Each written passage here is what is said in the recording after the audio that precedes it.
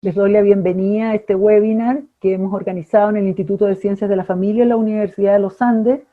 Vamos a tener invitados de lujo, ¿verdad? El profesor de la Universidad de Zaragoza, Carlos de Aguirre, la profesora de la Universidad de Buenos Aires, ¿verdad? Úrsula Basset, y a Danilo Báez, que es el relator de la Corte Suprema de la Sala de Familia, la Sala Laboral y Civil. Entonces, es una oportunidad maravillosa para discutir un tema que ha estado en la palestra pública y que ha sido muy debatido y muy discutido y objeto de gran controversia pública. Entonces, yo quiero poner un poco el contexto de nuestra discusión y de la conversación que vamos a tener ahora, en este momento, y que estamos iniciando. Bueno, ¿de qué se trata esto? Hay un proyecto de ley de iniciativa del Ejecutivo que en este momento se está discutiendo en el Congreso, que se refiere a el sistema de garantías de los derechos de los niños, niñas y adolescentes. Bueno, nosotros, Chile, está al debe en esto, dado que aprobó el año 1990, se aprobó la Convención de los Derechos del Niño, pero nunca el Estado chileno ha concretado esta convención explicitando en una ley orgánica y explícita, o sea, valga la redundancia, explícita de los derechos de los niños. Entonces, bueno, ha sido objeto de muchísimas polémicas esta ley, dado que se han introducido nuevos derechos que no están contenidos en la Convención de los Derechos del Niño que aprobó el Estado chileno.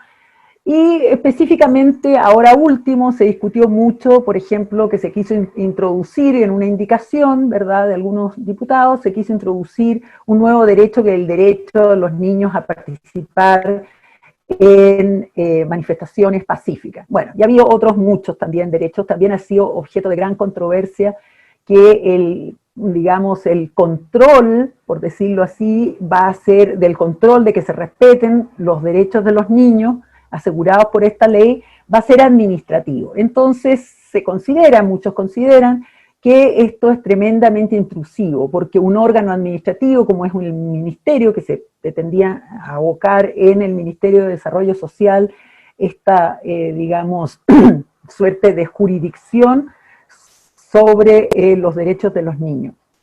También la posibilidad de que este órgano administrativo tome decisiones, ¿verdad? Y aplique medidas para las familias que supuestamente están vulnerando los derechos de los niños. Bueno, ya ha habido muchísimo también polémica en este sentido.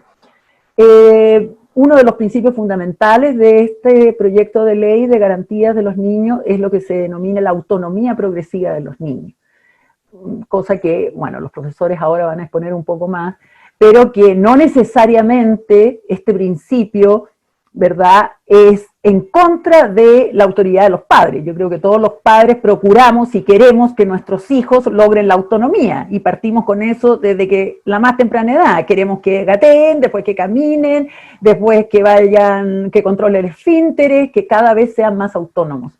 O sea que muchas veces lo contraponen, autonomía progresiva de los niños versus autoridad de los padres, cosa que no, a mi modo de ver, no es correcta. Pero sí, hasta qué punto la autonomía progresiva de los niños no puede ir en contra de la autoridad de los padres, porque a mi modo de ver, el derecho de los padres de educar y de proteger a sus hijos podría, en ciertas circunstancias, limitar la autonomía progresiva de los niños. Bueno, entonces, ese es el contexto de nuestra discusión. Esta ley, como les digo, que todavía no ha sido aprobada, que es de larga data la discusión en el Congreso, y que, bueno, nos sigue poniendo a nosotros como Estado chileno en comparación con otros países latinoamericanos, ¿verdad?, y mundiales, que sí han concretado los derechos de los niños. Entonces estamos al debe ahí, y hasta cuándo va a durar esta discusión eterna, y esto no se va a concretar. Bueno, entonces no sigo más, le quiero dar la palabra a cada uno de los exponentes que tenemos. Va a hablar 20 minutos y después va a haber una ronda de preguntas moderada por nuestra profesora de Derecho de Familia, Yasna Otárola. Así que le doy la palabra a Úrsula. Bienvenida, Úrsula. Ah, perdón. Pensé que lo íbamos a escuchar primero al doctor Carlos Martínez de Bueno, Aguirre, como y yo ya quieren, estaba bueno, toda dispuesta a hacer una escucha interesada sobre, porque a mí me gusta mucho bueno, escuchar. yo todavía tengo esos resabios, digamos, no sé, masculinista de que las damas primero, a lo mejor estoy, pero por eso que te No, di no, la palabra a ti. con mucho gusto, la Bueno, verdad que me es completamente, me es indistinto si Carlos no tiene problema, yo estaba preparada para, digamos, tener el marco de Carlos y después largarme a hablar yo, y así venía mentalmente, pero con muchísimo gusto empiezo yo. Eh, la convocatoria sobre autonomía progresiva de los niños y autoridad de los padres, esto me remite a un gran análisis que hicimos sobre esta cuestión en el derecho argentino, pero creo que por ahí les puede servir, si ustedes me lo permiten, un primer marco introductorio sobre la reforma argentina, que en alguna medida sirve de marco de referencia para el debate de ustedes. ¿Por qué? Porque aunque la Argentina tiene una ley que data del año 2006, que es la Ley de Protección Integral de Niños, del Sistema de Protección Integral de Niños, Niñas y Adolescentes, es más o menos una misma plantilla de legislación en materia de niñez, infancia y adolescencia que se ha utilizado en casi todos los países de América Latina para regular sobre infancia. Nosotros siempre hemos sido muy críticos de ese patrón único de regulación de la infancia, porque es inevitable considerar que cada país de América Latina tiene su propia identidad cultural, identidad familiar, y en ese sentido me parece que es interesante que cada país se encuentre, pueda plasmar con independencia de un modelo único, sus propias inquietudes y su propia plasmación cultural, que puede ser muy diversa. Eh, Básicamente, algunas de las cuestiones que están tratadas transversalmente y de una manera más general en un libro que sacó hace muy poquitito Carmen Domínguez, que también presentó el doctor Carlos Martínez de Aguirre en la Universidad Pontificia Católica, en un artículo mío van a encontrar ustedes ahí un análisis general sobre estos modelos, estas plantillas de leyes sobre infancia y adolescencia que se han dado a lo largo de América Latina. Y especialmente quiero señalar, quiero detenerme en a lo mejor dos o tres puntos, no voy a anunciar antes porque después por ahí el discurso me va llevando, y como decía Carlos Martínez de Aguirre una vez, dice, la pluma te lleva, me dijo una cosa así, y es así efectivamente. Lo primero es que nosotros tenemos que comprender que estos sistemas supusieron enunciar garantías y derechos, y esas garantías y derechos muchas veces fueron, digamos, terminaron siendo disfuncionales en el discurso.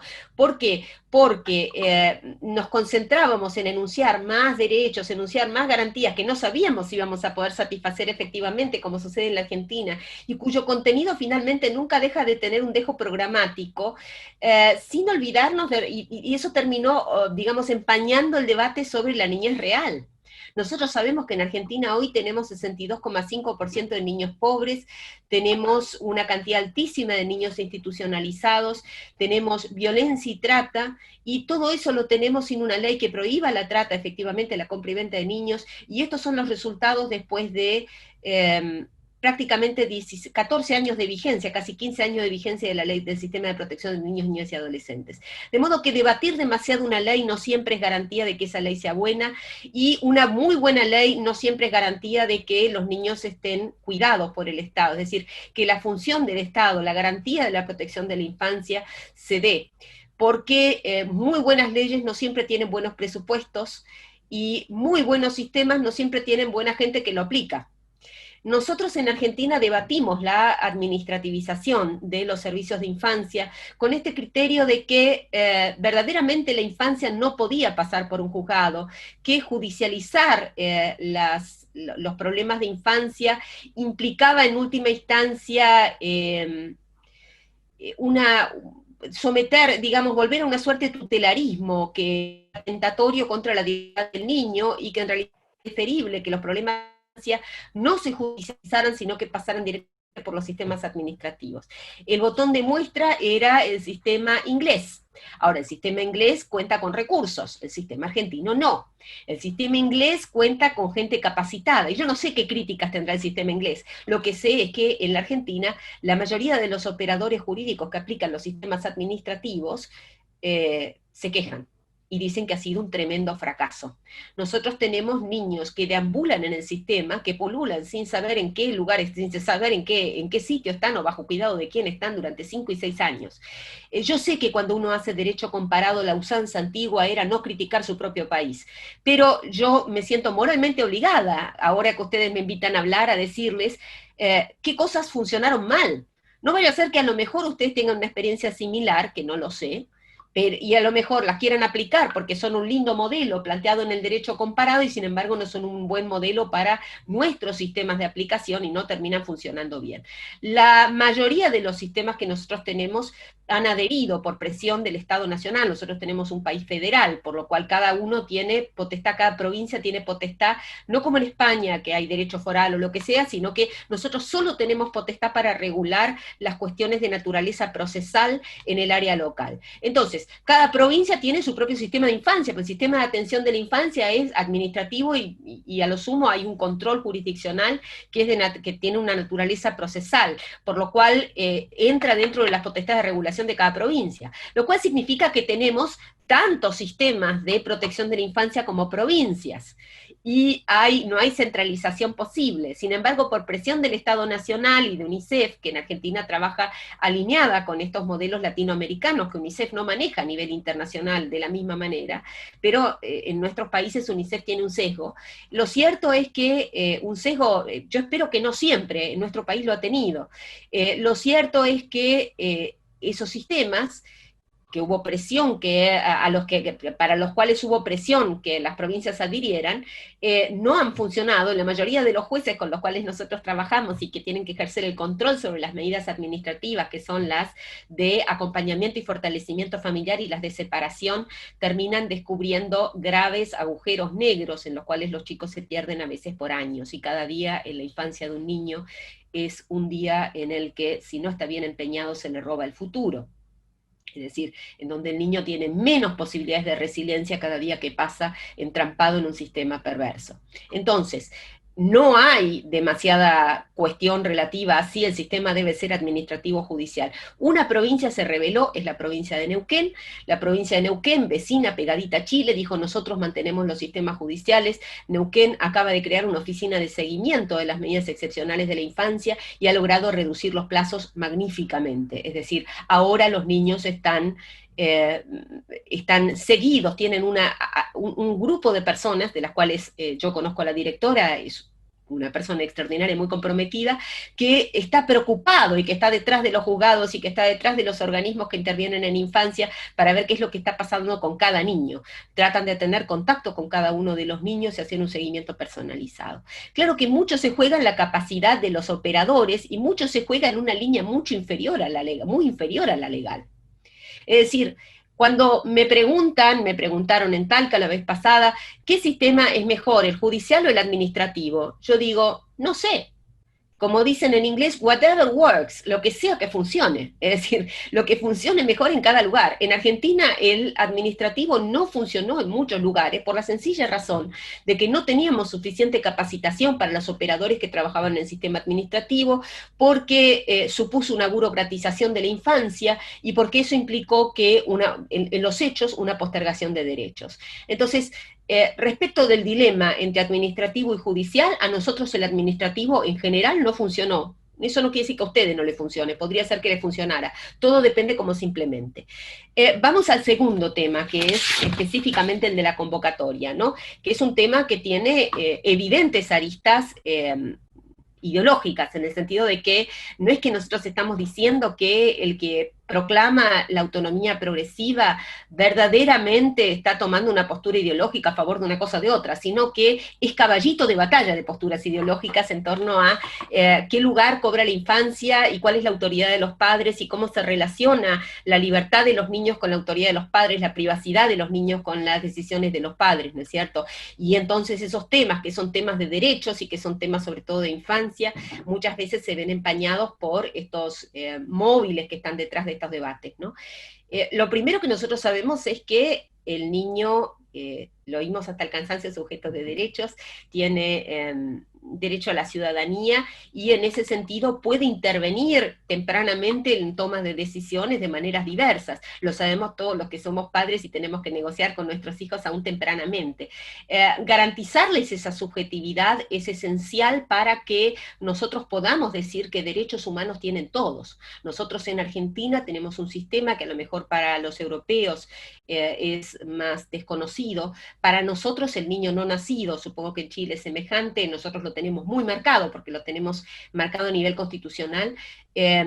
Para nosotros el niño no nacido es persona humana, es acreedor de derechos, o sea, tiene titular de derechos y obligaciones, solamente que los ejerce a través de sus representantes, y debe designársele, hay alguna voz disidente, pero es una voz disidente, no es lo que dice el Código Civil y Comercial, debe designársele una representación en cada vez que sus derechos estén en controversia en el ámbito civil, o en cualquier ámbito. Si está en peligro, tienen que tomarse medidas respecto de ese niño que está en el seno de su madre.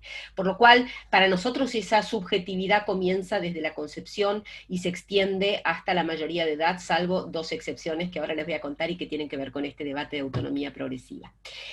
Básicamente nosotros tenemos dos sistemas en materia de representación, que son los que se han dado a nivel, por los debates actuales a nivel mundial.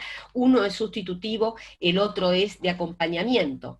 El sustitutivo supone una representación, y nosotros tenemos representación para los niños que no pueden representarse, que no pueden tener su propia voz en el proceso, y en general que no pueden tomar sus propias decisiones, y entonces el Código Civil y Comercial prevé ese sistema sustitutivo de representación.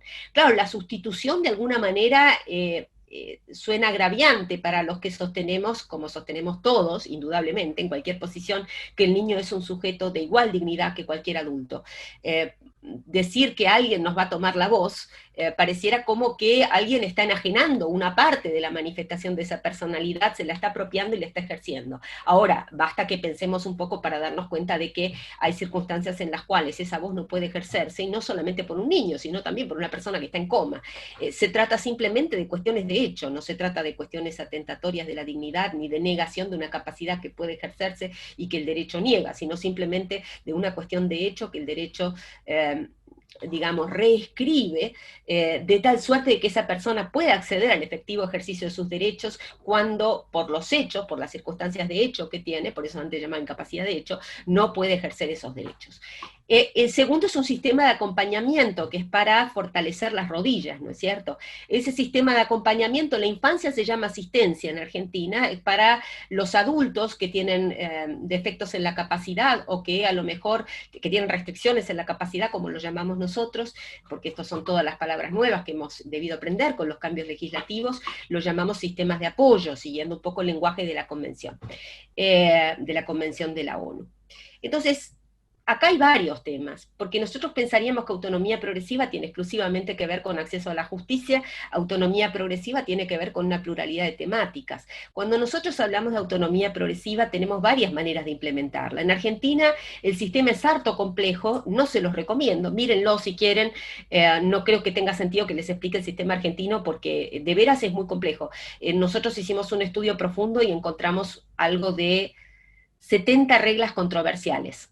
O sea, no tiene sentido que les explique a ustedes las 70 reglas controversiales, yo las puse en un cuadro gigantesco, que expuse en un congreso que tuvimos que hacer para el Ministerio Público de Argentina en Buenos Aires, y la verdad es que fue tan aterrador que no me animé a publicarlo, porque dije, lo único que voy a hacer es generar más controversia. 70 contradicciones en el sistema al regular la autonomía progresiva. ¿Por qué? Porque autonomía progresiva significa que el derecho se ajusta a las posibilidades de ejercicio de derechos en los hechos que tiene cada niño. Claro que eso significa determinar en cada caso concreto cuáles son esas capacidades de ejercicio de derechos, y para eso necesitamos una maquinaria extraordinaria, porque necesitamos que las personas que los determinen estén capacitadas para hacerlo. Es muy lindo sentarse con los libros, que yo tengo acá muchos muy lindos, sentarse con los libros y decir, yo estoy a favor de la autonomía progresiva, como un concepto abstracto.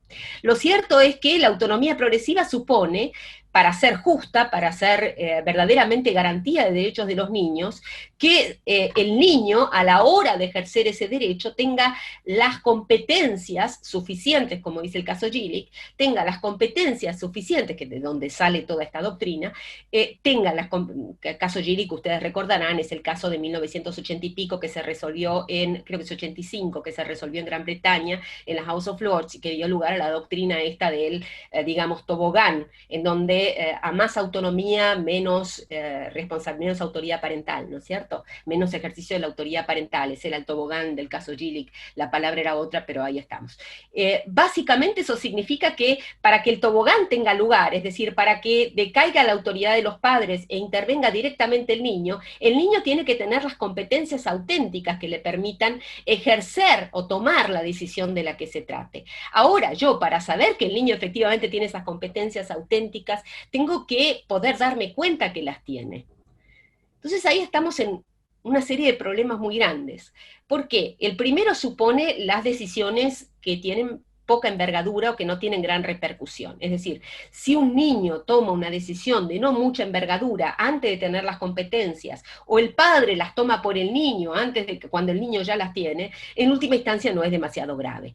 Ahora, si el niño toma decisiones dramáticas que tienen consecuencias enormemente trascendentes, y esto ha dicho la jurisprudencia detrás de Gillick que nadie cita, si ustedes quieren les puedo hacer llegar un estudio en donde está consignada toda la jurisprudencia después de Gillick que desmiente a Gillick de cabo a rabo.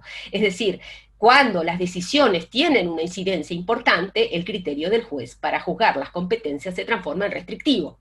¿Por qué? Porque tenemos que asegurarnos que verdaderamente están las competencias, porque las consecuencias de la decisión que se tome son dramáticas. Por ejemplo, interrumpir un tratamiento médico vital. Es decir, yo interrumpo el tratamiento, ese niño se muere, no hay vuelta atrás. Si se equivocó la persona que apreció las competencias, es tanto como la pena de muerte. Es decir, cuando la decisión tiene competencias muy graves, entonces el criterio para analizar las competencias tiene consecuencias muy graves, el criterio para analizar las competencias tiene que ser razonablemente estricto. Ahora, si esa evaluación, nosotros tenemos la idea de que la evaluación la va a hacer el juez. Primero, ninguno de nuestros jueces tiene capacidad como para eso entonces necesitaríamos, ¿por qué? Porque no nos enseñan psicología evolutiva y no estamos capacitados para hacer un test de evaluación, entonces necesitaríamos un personal externo que nos evalúe, y en Argentina, seguramente ustedes tendrán una mejor posición en Chile, y en Argentina muchas veces eso es francamente imposible, porque no tenemos los recursos para contar con todas las decisiones que hay que tomar de esta índole, para contar con personas que vengan y asesoren y hagan una evaluación del niño para ver si tiene esas competencias. Pero esto es otra vez una mentira del sistema. ¿Por qué? Porque en realidad la evaluación, el assessment, es decir, determinar si ese niño tiene o no tiene las competencias para tomar la decisión específica de la que se trate, supone en definitiva que muchas veces no intervenga el juez. Que a veces el que juzgue si tiene la competencia es el que va a realizar el contrato con el niño, el que le va a permitir ir a una marcha o lo va a llevar de la mano a una marcha, o el que lo va a llevar al Congreso Mundial de Derecho de Infancia, como yo misma vi, y yo misma estuve, y nosotros lo veíamos horrorizados, lo va a llevar al Congreso Mundial de la Infancia para que defienda el derecho al trabajo infantil. Y cuando el niñito se queda sin argumento, sale afuera y le dice al señor que lo trajo, me dicen esto, ¿qué tengo que contestar? Entonces, la cuestión es bastante más compleja de lo que parece a primera vista. Es decir, con el concepto, todos abrazamos la autonomía progresiva. ¿Por qué? Porque es un concepto completamente lógico. A medida que el niño, cualquier buen padre en una familia funcional, cuando ve que el niño tiene competencias, se las estimula y ve que el niño hasta puede hacer un ensayo de prueba y error en un ambiente contenido para que vaya desarrollando sus habilidades para ser independiente en la vida. Es decir, para que pueda él ser un adulto responsable. Ahora, lo cierto es que en este estado de situación, esa medición de las competencias, sobre todo cuando las consecuencias son dramáticas, no siempre se produce en una familia funcional, no siempre se produce con personas que tienen la competencia para hacerlo, y a veces quien evalúa si el niño tiene o no tiene las competencias tiene un conflicto de intereses en juego, como por ejemplo un médico que por ahí prefiere que le consienta el hijo a que le consientan los padres. ¿Por qué? Porque si el hijo dice que sí, entonces la práctica se hace, si los padres dicen que sí, entonces la práctica no se hace, si los padres dicen que no, la práctica no se hace. Entonces, ¿Y quién determina en un ámbito absolutamente privado donde no hay ni siquiera control judicial si ese niño está o no está en capacidad de tomar esa decisión? La misma persona que tiene un interés en que la tome.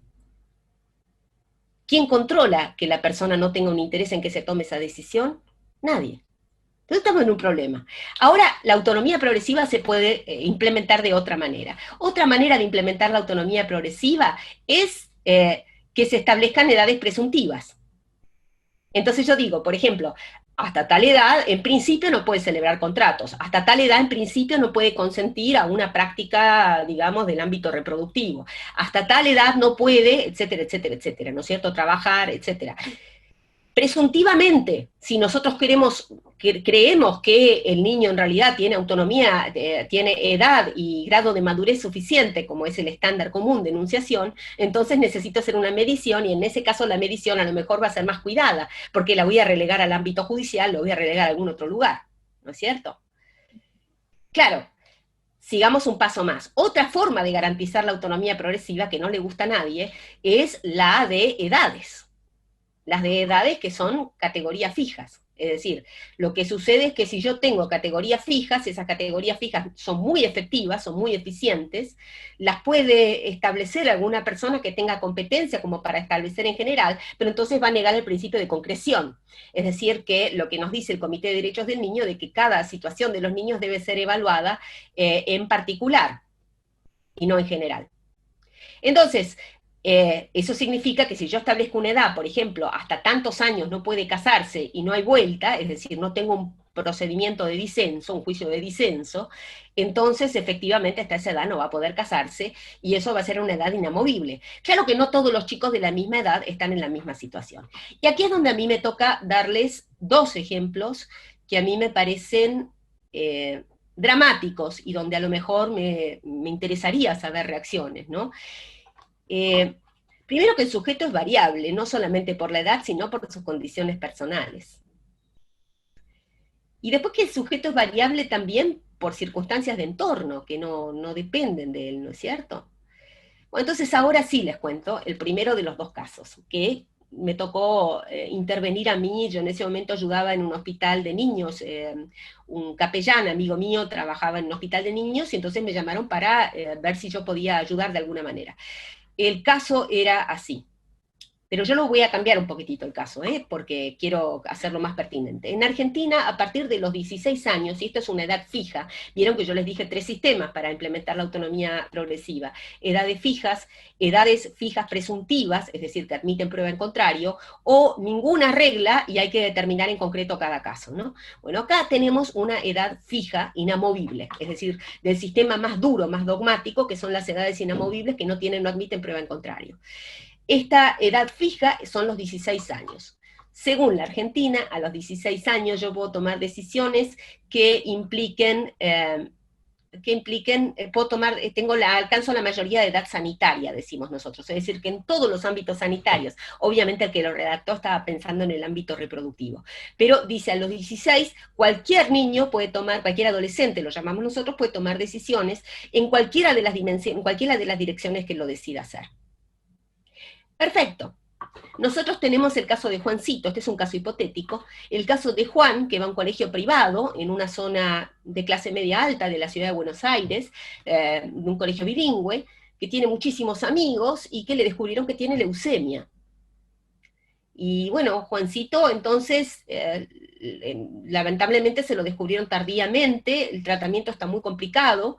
La verdad es que hay muy pocas posibilidades de que los tratamientos son bastante desgastantes, pero Juancito cuenta con sus 2 padres que están casados y lo acompañan, y con toda la clase del colegio que lo va a visitar y que le lleva pósters y que le postea cosas y que le hace stories en Instagram, qué sé yo, no sé qué se hace ahora.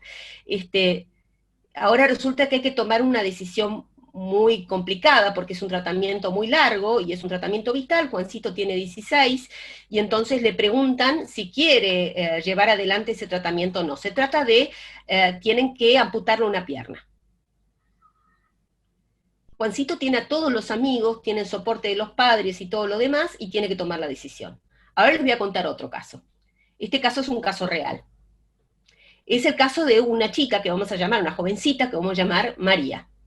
María vive en la Villa 31, no sé si ustedes vinieron a Buenos Aires y entonces fueron a través de la autopista que va a la Panamericana y vieron esas construcciones que se abalanzan sobre la autopista, que son absolutamente precarias, de varios pisos, en donde además las personas viven en situación de enorme precariedad, muchos inmigrantes, muchos indocumentados y además con un alto grado de delincuencia. María tiene una madre, que ya estuvo varias veces periodos cortos en la prisión, y un padre que trafica. Vive en el último piso de una de esas construcciones precarias de 3, 4 pisos de la Villa 31. María tiene muchos hermanos, la madre ha tenido hijos con varios padres, no tiene una pareja estable, con el que está ahora no es el padre de María. Pero tiene un hermanastro, que es el único con el que tiene relación, y que abusa sexualmente de ella desde que ella es chiquita. María detesta esos abusos, y llegado un momento no soporta más la situación, y se tira desde el 3er piso hasta la planta baja, se tira del balcón. La rescatan, la llevan al hospital de niños, en el que yo tuve que intervenir. María tiene 16 años, no la visita nadie, la única que la visita es el abusador, porque a los padres no les importa, y la única que la visita es el abusador. A María le tienen que cortar la pierna. ¿Qué decisión va a tomar María? Entonces, los dos tienen 16 años, los dos adquirieron la mayoría de edad sanitaria, los dos no son iguales. Los dos no tienen la misma autonomía, aunque tengan la misma edad, aunque tengan las mismas posibilidades, aunque tengan... No, no es verdad, es mentira. Es mentira porque hay un contexto social, un contexto intelectual, un contexto personal completamente diverso. Y ahí tenemos una categoría fija falsa. Otra autonomía progresiva que es muy divertida o muy trágica del derecho argentino es la autonomía progresiva que se fijó para los niños que están institucionalizados. En Argentina nosotros tenemos niños institucionales, perdónenme, yo sé que ya tengo que cerrar, son 2 cositas chiquititas que quiero decir y ya con esto cierro, y quedo a disposición para todas las preguntas que quieran hacerme, porque hay muchísimo más para contar que estoy dejando afuera para tratar de ser concisa.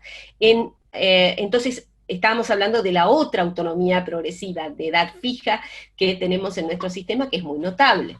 Es la que se aplica a los niños institucionalizados, el sistema de desinstitucionalización, porque hasta hace poco nos dimos cuenta que los chicos a los 18 años eran expulsados de los hogares, como si nunca hubiera pasado en la historia, ¿no? Lo descubrimos, y entonces decidimos tomar una medida drástica. Entonces se decidió que a esos niños, adolescentes que llegaban a los 18 años, se les iba a asignar un sueldo por parte del Estado equivalente al valor del sueldo mínimo previsto por las escalas del Estado, que es relativamente bajo, y para que se les iba a enseñar un oficio desde los 13 para que a los 18 pudieran buscar empleo e irse a vivir a otra parte. Es fantástico, porque lo que decidieron junto con eso es que se les escapó en la ley que la mayoría de edad era a los 16 y no a los 18, y que entonces los chicos iban a tener la situación de egreso anticipada a los 16, les iban a nombrar un tutor a los 13, a los 16 los expulsaban, y el único problema es que se olvidaron de pagarle el sueldo mínimo, porque como no hay arcas en el Estado, no hay fondos, el sueldo mínimo se lo olvidaron. De repente teníamos un montón de hogares que tienen contratos con el Estado, que hacían malabares para sostener a los chicos para los cuales el Estado ya no pagaba, y teníamos un montón de chicos que si no eran escupidos por el Estado a la calle, y que se encontraban a los 16 años con una escolaridad sin terminar, porque esos son chicos con un alto grado de repitencia, y que entonces probablemente nunca terminaran su escuela secundaria. Es decir, cuidado, porque ¿cuál es la segunda lección que nos deja este segundo ejemplo? La segunda lección que nos deja es que cuidado que el sistema de autonomía progresiva no sea un sistema que oculte un sistema colectivo de desresponsabilización de los adultos. Es decir, que no sea una excusa adultocéntrica. Porque en este caso fue una manera de librarse colectivamente de un estorbo. Voy al último caso, y con esto ya me callo. El último caso son el debate sobre el aborto. ¿Por qué? Porque está detrás también, ¿no? El debate sobre el aborto se planteó, lo digo porque estuvo explícitamente, es decir, cuando se debatieron las edades, los que regularon el sistema de edad dijeron explícitamente que tenían en miras el tema del aborto cuando regulaban la capacidad sanitaria. Entonces está la situación de las niñas de 13 años, ¿no? Y entonces nos cuentan el caso ícono de la Argentina, que es un caso trágico que llegó a la Corte Suprema de la Argentina, que yo conozco de primera mano porque me tocó intervenir, y que es verdaderamente dramático. Se trata de una niña que había sido abusada sexualmente por su padrastro, durante años. El primer signo de abuso lo da a los 11 años porque detecta a la maestra dibujos sexualizados. La llama la madre, el padrastro, policía, la madre dice, no, no, la chiquita debe haber visto algo en la televisión, no, no pasa nada, no pasa nada. La maestra da instrucción al juzgado de que intervenga, y el juzgado realiza una investigación deficiente, rápidamente la cuestión se archiva.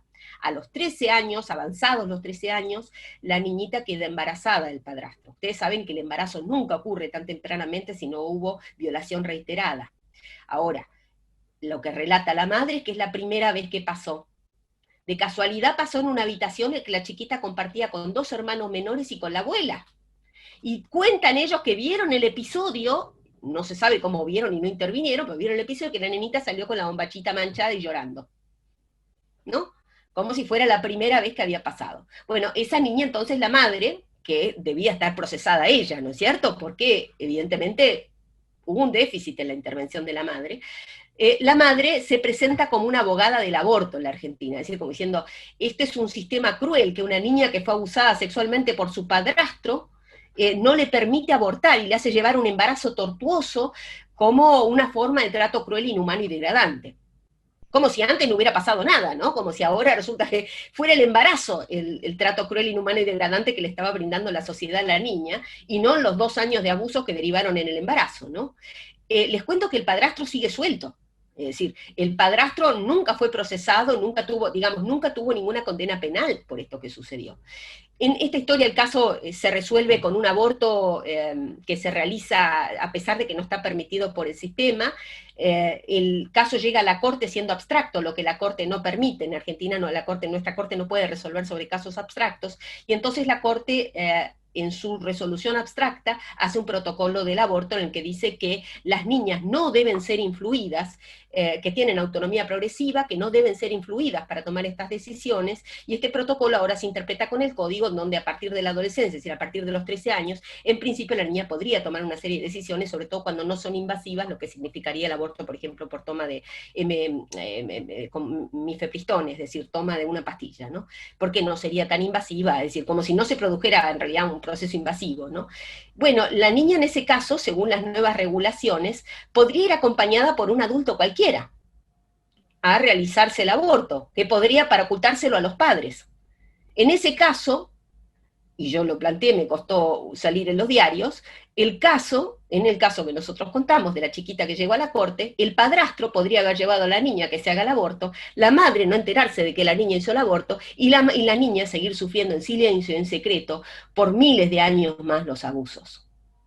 Por eso hay que ver qué queremos hacer, porque a veces las discusiones nos enceguecen un poco. Bueno, nada más, les quiero agradecer, quedo a disposición para las preguntas, perdónenme por este paneo final que es un poco descorazonador, pero yo creo que es buena la autonomía progresiva, simplemente quiero señalar que tenemos que pensar bien cómo la implementamos. Gracias. Muchas gracias. Bueno, muchísimas gracias, Úrsula, por tu intervención, y ahora le damos la palabra al profesor Carlos Regui. Muy bien, muchas gracias. Buenos días a todos, buenas tardes aquí en España.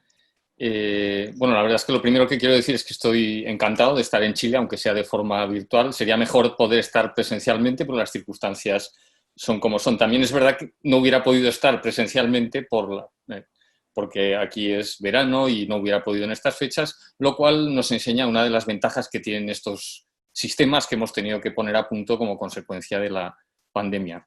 La verdad es que he escuchado muy a gusto, como siempre, la exposición de la doctora Baset, y tengo una cierta tentación de ir entrando ya en alguno de los temas que ella ha tocado, pero me voy a refrenar, si acaso lo dejamos para el debate. Yo creo que al 99,9% de acuerdo, por dejar algo que quizás no esté de acuerdo, pero que no se me ocurre en este momento, pero lo dejo ahí en reserva. Yo me voy a centrar en un tema que es el de la tensión entre la autonomía y protección, que me parece que es uno de los temas clave en esta materia, a la luz de la Convención de Derechos del Niño.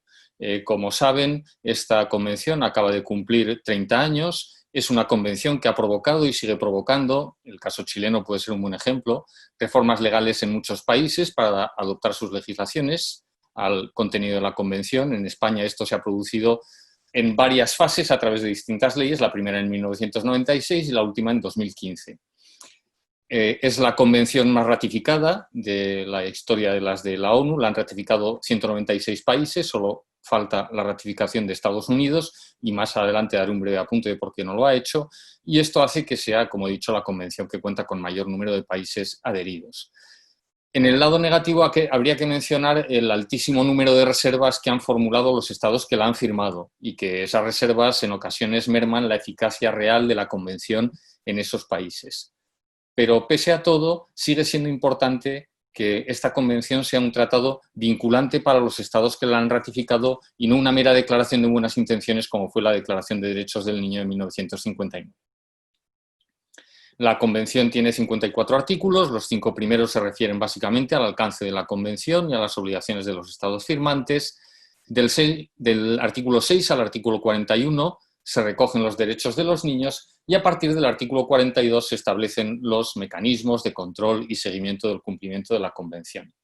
Hecha esta brevísima presentación de la Convención, como digo, mi exposición se va a centrar en el tema de la tensión que late en el propio texto de la Convención entre el fomento de la autonomía de niños, niñas y adolescentes y la necesidad de protección. Muchas veces estos dos aspectos se presentan como antitéticos, pero por lo menos en mi opinión marcan lo que podríamos considerar el punto de salida y el punto de llegada de un camino que debe ser recorrido desde la máxima protección y mínima o nula autonomía, que sería el caso de un bebé o de un niño de 1 o 2 años, al de la máxima autonomía y mínima o nula protección, que sería el caso de quien ha cumplido ya los 18 años.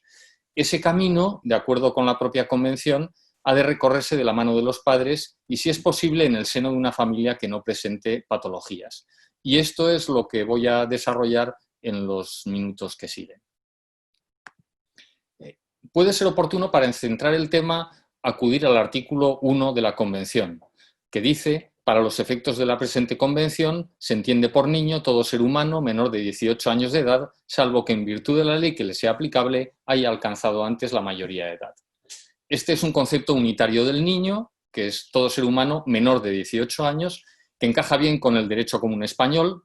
Se considera menor de edad quien tiene menos de 18 años y se establece un régimen genérico unitario sin diferenciar edades generales, si hay algunas edades particulares, pero es un régimen unitario durante esos 18 años. Me parece más acertado el planteamiento, por ejemplo, del derecho chileno, que contiene una graduación de esa situación en función de la edad. A mí quizás aquí me convenza algo más el sistema de edades que de lo que le convencía la profesora Basset, distinguiendo legalmente entre lo que podríamos considerar niños y lo que podríamos considerar adolescentes. Yo echo de menos esto en el derecho común español, no en algunos derechos territoriales españoles, por ejemplo, el caso del derecho aragonés, que es donde yo vivo, sí que hay una edad intermedia a los 14 años, después de la cual se adquiere una casi plena capacidad de obrar, pero siempre con asistencia de los padres o tutores. A partir de ahora, eso sí, cuando hable de niño, sin mayores matices, lo haré en el sentido de la Convención, es decir, todo menor de 18 años. Vamos a volver a la cuestión sobre la tensión entre autonomía y protección.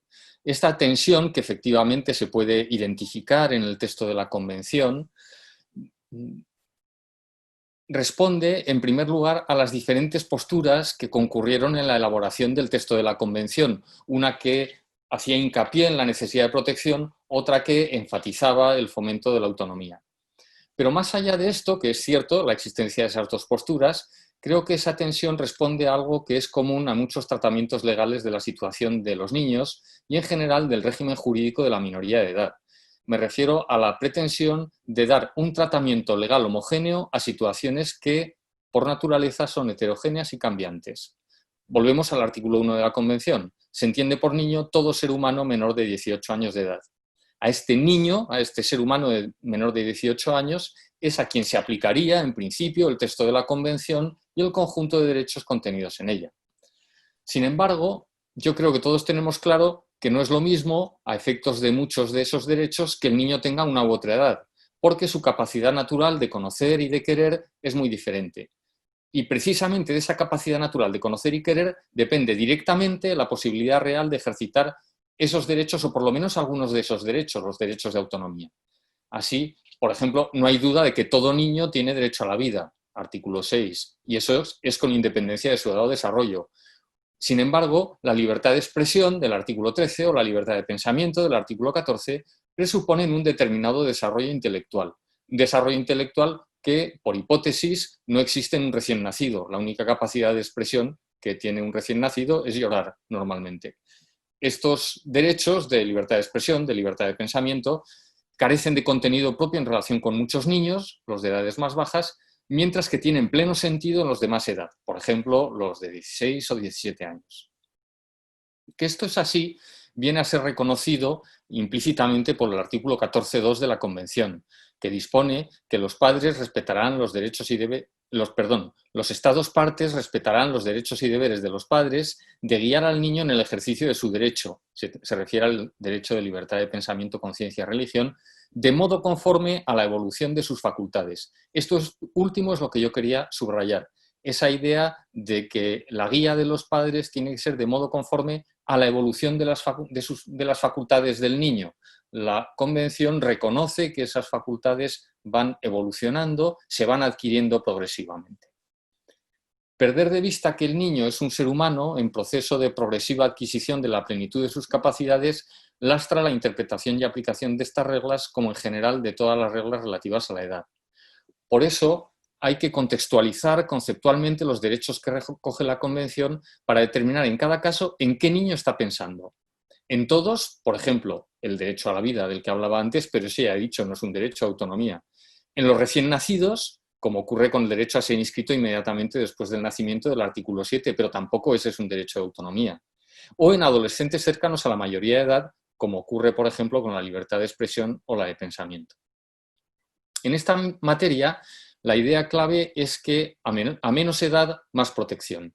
Y la mayor protección entraña mayor limitación de la autonomía legal de unos niños que en realidad carecen de capacidad natural para ser autónomos. A mí el ejemplo que ha puesto la doctora Baset de ese niño que acudió a un congreso para defender el trabajo y al que tenían que decirle lo que tenía que decir, me parece que muestra muy claramente cuál es el problema con el que se pueden encontrar.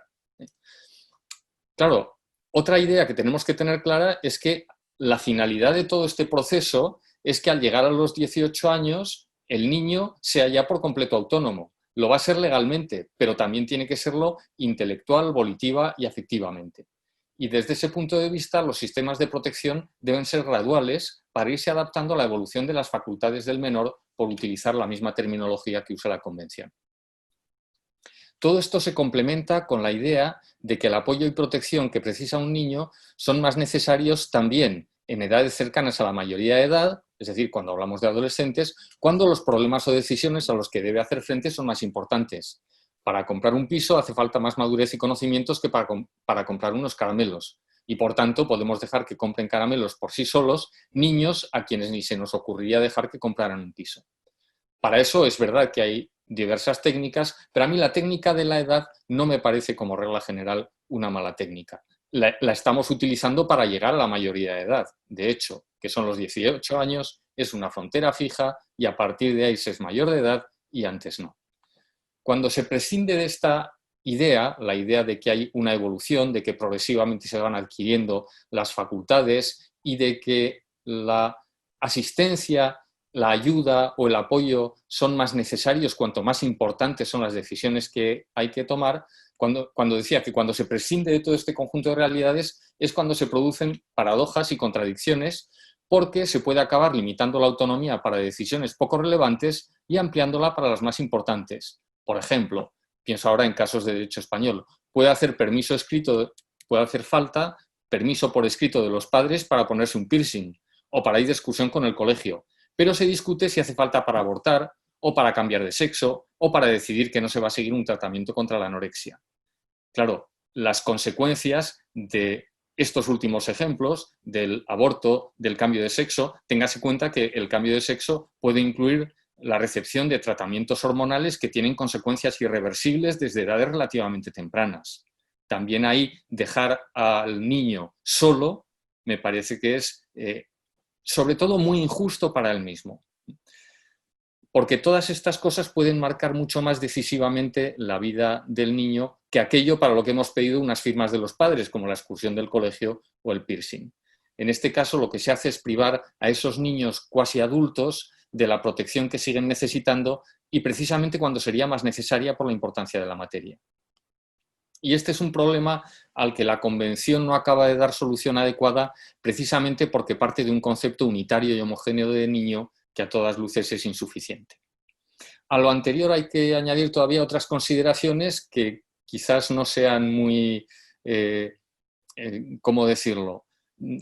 No puedan ser, digamos, parece que son contrarias a los niños, pero todo lo contrario. Y es la idea de que la mayor autonomía debe llevar consigo mayor responsabilidad también desde el punto de vista legal. Vuelvo a lo que he dicho antes. La finalidad de este proceso es que al llegar a la mayoría de edad, quien hasta entonces era niño o adolescente tenga capacidad suficiente para ser plenamente autónomo, pero también plenamente responsable por sus actos porque lo va a ser. A partir de los 18 años será él quien quede obligado legalmente por el contrato que firme o por los actos que realice. Él será quien tome las decisiones, él será quien será responsable de esas decisiones. Autonomía conlleva responsabilidad. A partir de ahí, un sistema de autonomía progresiva que aumente la autonomía, pero no aumente paralelamente la responsabilidad, es un sistema incorrecto y me atrevería a decir que perjudicial para la propia evolución del niño, porque no le prepara para la forma en la que van a ser las cosas a partir del momento en el que cumpla 18 años. Si de verdad queremos prepararle, hay que ligar a la mayor autonomía legal, mayor responsabilidad legal.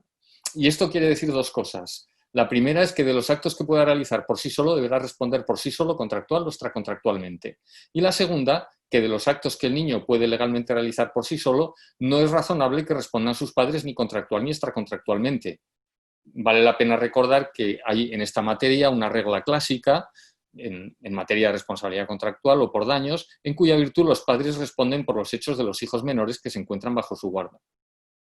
Voy a poner un ejemplo probablemente conflictivo y que a mí me tocó lidiar, mis hijas son ya mayores, pero me tocó lidiar en su momento, en su adolescencia, el tema de en qué medida los padres pueden monitorizar o controlar la participación de sus hijos adolescentes en redes sociales. Ciertamente el derecho a la intimidad de los niños llevaría a negar a los padres esa capacidad. Ahora no quiero entrar en la cuestión de fondo. Lo que no tendría sentido es hacer a los padres a los que se les ha negado esa facultad de monitorizar, que es una facultad que se les concede siempre en beneficio del hijo y que deben ejercitar siempre en beneficio del hijo, decía hacerles responsables civilmente por las publicaciones que hayan podido realizar sus hijos. Y esas publicaciones, todos lo sabemos, pueden contener acoso psicológico a otros adolescentes y en ocasiones puede ser muy duro y de consecuencias graves. Me gustaría señalar en este punto además, y yo creo que la experiencia avala esta idea, que la posibilidad de aconsejar no es suficiente, porque el éxito de los consejos dados a un adolescente por sus padres no está garantizado ni mucho menos. Si me permiten una anécdota familiar, mi hija mayor ahora de vez en cuando dice, a los 15 años, cuando yo era estúpida, y luego sigue. La idea es que si hay autonomía, debe haber responsabilidad también legalmente. Y si se considera que no deben ser responsables por completo, o que deben serlo de diferente manera, o que otros deben responder por ellos, entonces hay que establecer mecanismos que limiten proporcionalmente su autonomía. ¿Por qué? Porque esa limitación de responsabilidad, el decir, no, tú no respondes, ¿por qué no respondes? Bueno, porque en realidad no te estamos considerando suficientemente capaz para ser plenamente autónomo. Entonces esas son dos caras de la misma moneda que deben ir siempre a la par. Me gustaría terminar esta intervención con una alusión al papel de los padres y de la familia en la Convención de Derechos del Niño.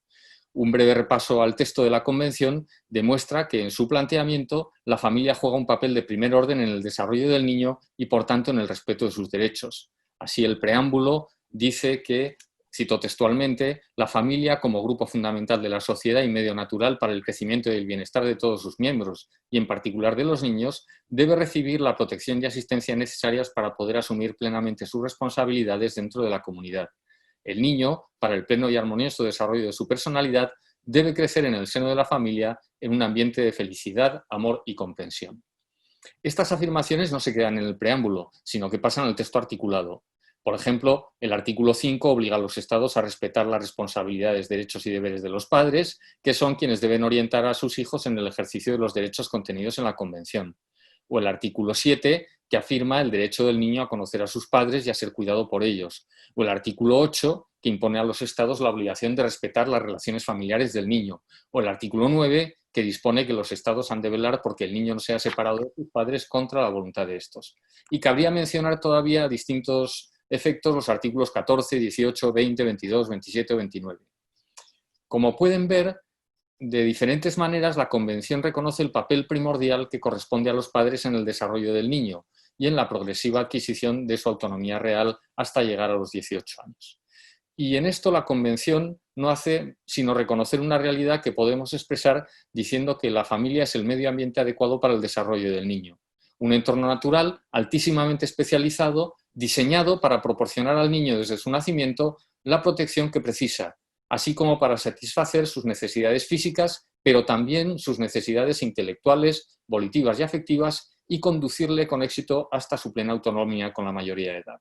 Si se me permite decirlo, en la familia el niño se encuentra como pez en el agua.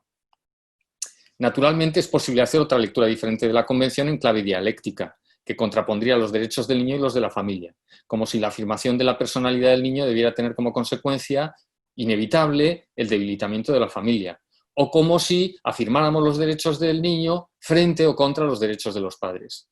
No han faltado voces en este sentido, algunas para aplaudirlo, otras para advertir sobre ese riesgo, otras para rechazarlo. De hecho, antes les decía que Estados Unidos no había firmado la Convención de Derechos del Niño y una de las razones importantes por las que no lo ha hecho es esta, el temor de que la Convención acabe siendo un mecanismo de disolución de la familia, propiciando el enfrentamiento entre padres e hijos.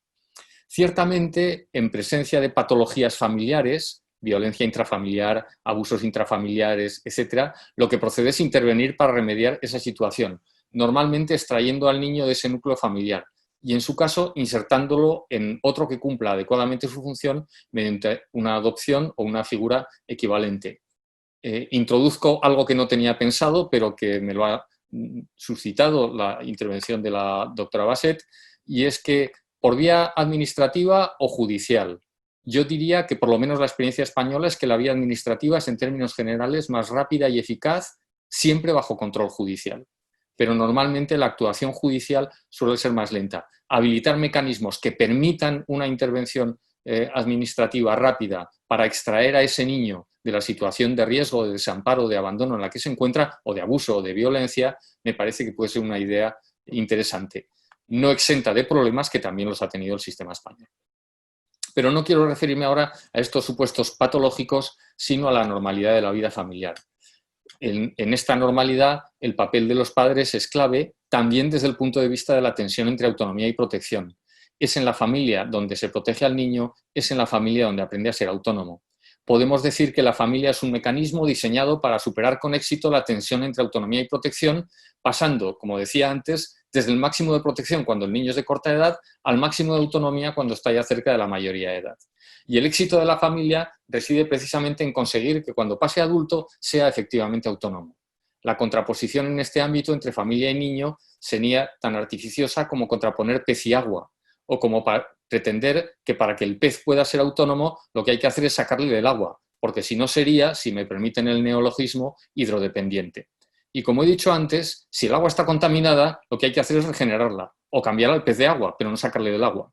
De ahí el importante papel que la Convención da a padres y madres en la progresiva adquisición de la autonomía del menor. Prescindir de este papel con la excusa de la autonomía es probablemente condenar al fracaso todo el proceso y dar lugar a adultos que no han culminado con éxito la adquisición de su autonomía real. Muchas gracias. Muchas gracias, profesor. Excelente su ponencia. Y ahora le damos la palabra a nuestro invitado nacional, don Danilo Báez. Adelante, Danilo, por favor. Muchas gracias, profesora. Muchas gracias por la invitación. Me gustaría, en primer lugar, partir señalando que la exposición que tengo preparada tiene que ver básicamente con aterrizar desde el punto de vista actual respecto de cuáles serían los antecedentes del proyecto de ley que hoy en día se está tramitando en el Congreso Nacional, que establece este sistema de protección integral de los derechos de la infancia y la adolescencia. No me voy a referir a lo que tiene que ver con ciertos aspectos doctrinarios y dogmáticos por las excelentes ya exposiciones del profesor Martínez Aguirre y la profesora Basset, que la verdad de las cosas han sido muy productivas, nos han dejado muy claros ciertos antecedentes, y yo me voy a pretender centrar en lo que tiene que ver con cuáles serían algunos aspectos un tanto difusos y conflictivos que se ven en este proyecto de ley que se está discutiendo y que últimamente ha estado mucho más en boga por la necesidad y de algunos operadores y algunas instituciones que pretenden que se le dé hoy en día una urgencia a la discusión de este proyecto de ley. En un primer lugar me interesaría decir, tal como lo señaló la profesora Valenzuela en un primer momento, que este proyecto, esta iniciativa, si bien tiene su origen en el año 2015, ha recibido hoy en día casi 500 indicaciones, tanto de parte del Ejecutivo y los parlamentarios, se encuentra en el segundo trámite constitucional, y efectivamente tiene su origen a partir de la pretensión de adecuar el ordenamiento jurídico interno a lo que tiene que ver con la convención que desde el año 1990 fue ratificada en Chile, de la Convención de los Derechos del Niño, con el fin de adoptar todas las medidas administrativas, legislativas y de otra índole que fueran necesarias para la efectividad de los derechos reconocidos en este acuerdo internacional. Me voy a centrar básicamente en lo que tiene que ver con un análisis desde el punto de vista de los principales derechos que establece, la tensión que puede existir en lo que tiene que ver con la autonomía progresiva y la autoridad paterna, y en particular para los efectos de los operadores del sistema, cómo puede ciertas temáticas producir ciertas discusiones respecto de abogados o de jueces o también de otros operadores. Sabemos que en nuestro sistema chileno, la normativa que rige actualmente tiene que ver con un grupo de cuerpos legales que se encuentran vigentes en Chile hace más de 50 años atrás, en particular que tiene como base la ley 6.618, la conocida como la ley de menores, y que perpetuó en su momento una mirada bien tutelar hacia la infancia y hacia la adolescencia. Lo que se pretende con este proyecto es superar esa concepción tutelar que se tenía y consagrar a los niños, niñas y adolescentes como legítimos titulares de ciertos derechos y libertades que los pactos internacionales reconocen a toda persona. Y a partir de eso se pretende, vamos a ver finalmente si esto se logra, el establecimiento de un sistema coordinado que permita ciertos dispositivos institucionales, políticos y sociales, que estén orientados a asegurar la efectividad de los derechos del niño. Entonces se pretende una introducción profunda a este sistema normativo. ¿Y cómo se hace? Bueno, se parte reconociendo las relaciones que existen entre los niños, la familia, la sociedad y el Estado, a partir de ciertos reconocimientos de garantía y la configuración de una estructura administrativa que cambia el paradigma desde el punto de vista del conocimiento de aquellas problemáticas que se pueden suscitar en la familia, y estableciendo y dejando de lado lo que tiene que ver con ciertas competencias de los tribunales de justicia y el otorgamiento a organismos administrativos de esta competencia, lo cual también ahí existe un cierto problema que me gustaría tocarlo con posterioridad. Lo interesante, como digo, es que el objetivo fundamental, por lo menos el que se indica en el mensaje del año 2015, vamos a ver si esto se cumple o no, tiene que ver con establecer como, o darle centralidad a la familia. En definitiva, releva el reconocimiento y el respeto de las relaciones y funciones de la familia como núcleo básico de la sociedad, haciendo además hincapié en un supuesto fortalecimiento que se le va a dar a los derechos y deberes de los padres en relación con la crianza y cuidado de los niños. Vamos a ver después que esto se torna un poco difuso cuando se pretende establecer cuáles son aquellos derechos que se consagran, produciendo cierta tensión entre esta autonomía progresiva y la autoridad paterna. Ya, por ejemplo, el ministro de Desarrollo Social de la época, al presentar el proyecto de ley, refería que se pretendía reconocer un rol prioritario de los padres, tanto en el cuidado como en la orientación y protección de los niños. Dejando en claro en un primer momento en el mensaje que aquí no se pretendía pasar a llevar lo que tenía que ver con la autoridad paterna, toda vez que en definitiva entendía a la familia como el medio natural para el crecimiento y bienestar de todos los miembros, en particular los niños, niñas, adolescentes. Veremos entonces que a partir del desarrollo de esta idea, pretensión que tenía la ley se torna un poco difusa, ya que no soluciona ciertos aspectos que a mi juicio resultan fundamentales y que dejan un manto de duda, sobre todo posteriormente en lo que tiene que ver con el establecimiento de estos derechos y la forma de su protección.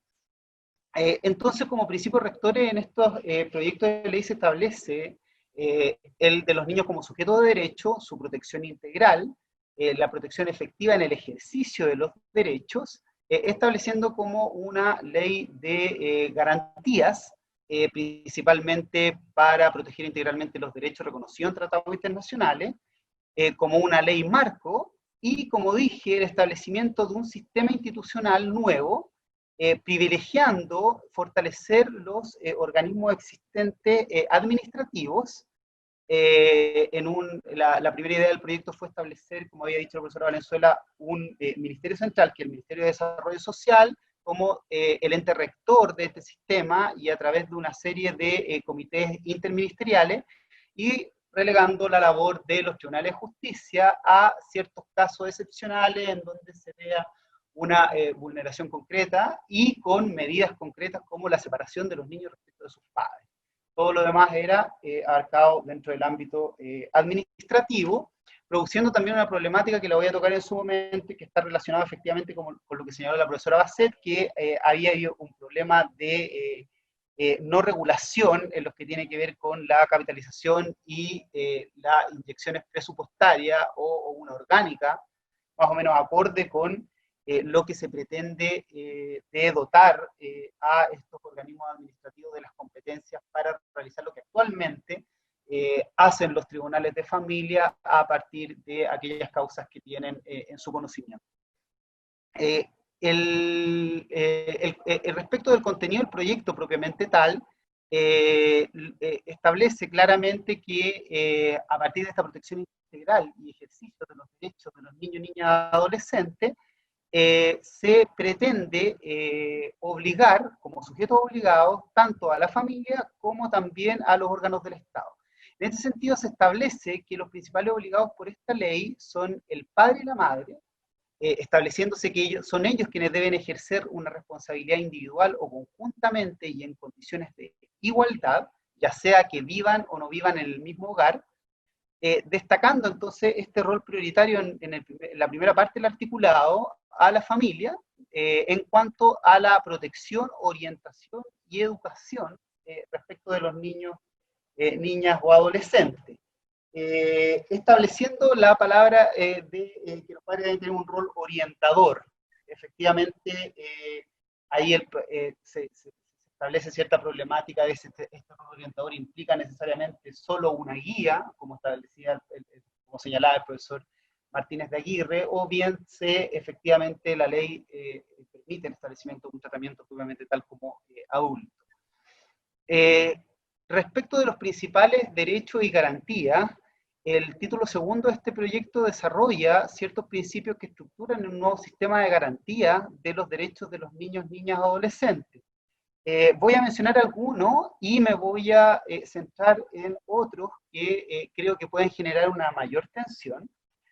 Lo primero que me gustaría señalar es que efectivamente, tal como lo ha señalado la profesora Otárola en varios artículos que ella ha escrito, incluso lo expuso ante la comisión, un primer problema que se puede presentar acá tiene que ver con respecto del establecimiento de ciertos derechos y garantías, que muchos de ellos están reconocidos constitucionalmente y hay un desarrollo respecto del núcleo duro de estos derechos, tanto en la doctrina como en la jurisprudencia, lo que podría generar ahí una tensión respecto a cómo están planteados actualmente en el proyecto, y que puede llevar también, como dijo recientemente la profesora Basset, a ciertas disfuncionalidades en el discurso principalmente por que se encuentra un poco difuso este contenido programático. Lo interesante en este sentido es que se consagra una serie de derechos, en particular, bueno, más allá de los derechos a la vida, al desarrollo y al entorno adecuado, y a la protección en contra de la violencia, pretendiendo la eliminación de toda forma de maltrato a un niño, se establece en el proyecto el derecho a vivir en familia, señalando que efectivamente ningún niño puede ser separado de sus padres, que la mera carencia de recursos económicos no puede ser ningún fundamento para la resolución que ordena la separación, y el proyecto original no contemplaba el derecho preferente de los padres a la educación de sus hijos. Esto actualmente se ha incluido en una serie de indicaciones que se han desarrollado a lo largo de la tramitación. Efectivamente costó incluir lo que tenía que ver con este derecho preferente de educar a sus hijos, pero existe cierto problema, una problemática ahí, porque la redacción actual no permite en realidad asegurar su efectivo reconocimiento por ciertos aspectos que voy a destacar cuando me refiera al desarrollo de alguno de ellos. Luego de dar cuenta de ciertos derechos y garantías que ya se encuentran en nuestra Constitución, como el de la libertad ambulatoria o la libertad de pensamiento, conciencia y religión, el proyecto también contempla algunos en donde es importante, aquí ya la distinción entre lo que es autonomía progresiva versus autoridad paterna, y me gustaría destacar, por ejemplo, lo que tiene que ver con el derecho a la libertad de expresión y la libertad de comunicación. En ese sentido, el proyecto establece que parte de la base que todo niño tiene un derecho a expresar y difundir libremente sus opiniones, refiere sin censura previa, a través de cualquier medio de comunicación, y que efectivamente tiene derecho a buscar y recibir y utilizar la información en cualquier medio de comunicación social, y que efectivamente cuando se encuentre impedido de poder expresar su opinión por sí mismo, puede hacerlo en definitiva mediante otras personas.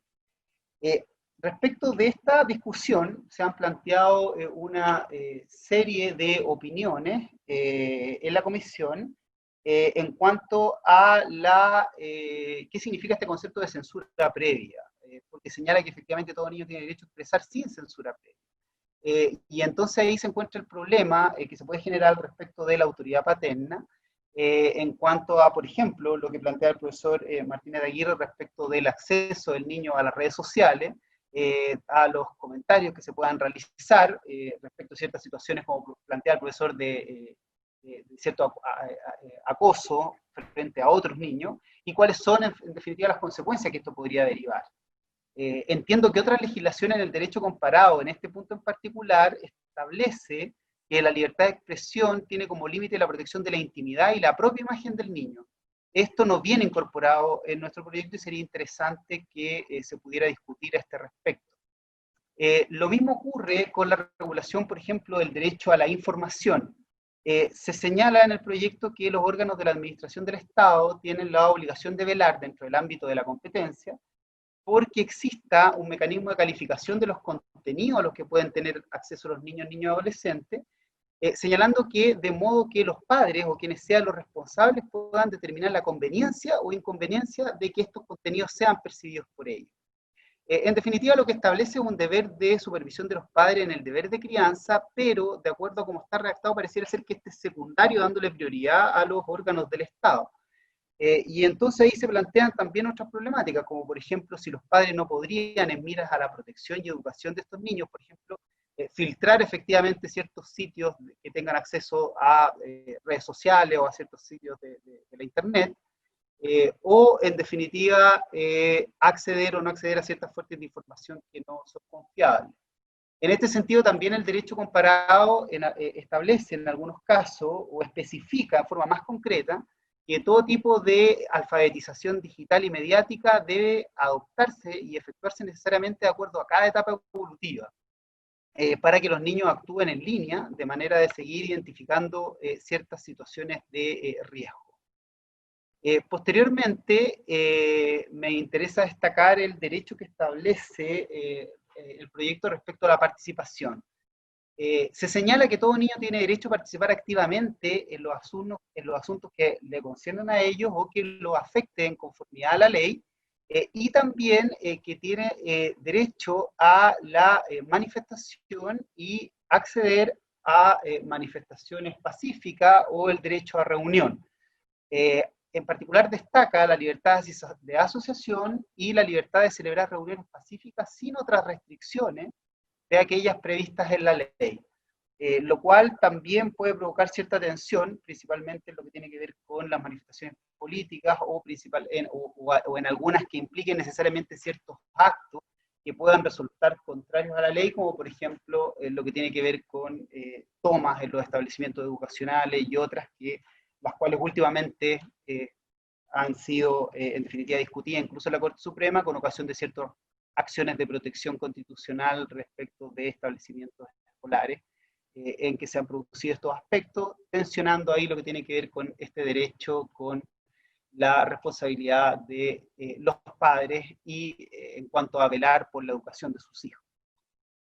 También el proyecto contempla la regulación del derecho del niño a desarrollar su vida privada, a gozar de la intimidad y mantener comunicaciones sin ningún tipo de injerencia arbitraria o ilegal, señalando que los padres tienen la responsabilidad del cuidado de los niños. En este sentido, el proyecto también no contempla ciertos elementos que conforman la vida privada, no refiriendo a qué se entiende prácticamente por familia, o por domicilio, o lo que tiene que ver con otros aspectos fundamentales. En particular, este artículo podría entenderse como una excepción al principio y al derecho y deber preferente de los padres de educar a sus hijos. Y teniendo en cuenta la forma que el proyecto contempla el rol de los padres como orientadores de los niños, aquí se podría producir un problema respecto del derecho de los padres a proteger a sus hijos en contraposición a su derecho a educarlos. Y esto tiene una implicancia, a mi juicio, directa e inmediata, por ejemplo, en ciertos casos en que el padre vea que su hijo se encuentra involucrado, por ejemplo, en ciertas actividades que pueden generar un peligro, tanto para él como para terceros.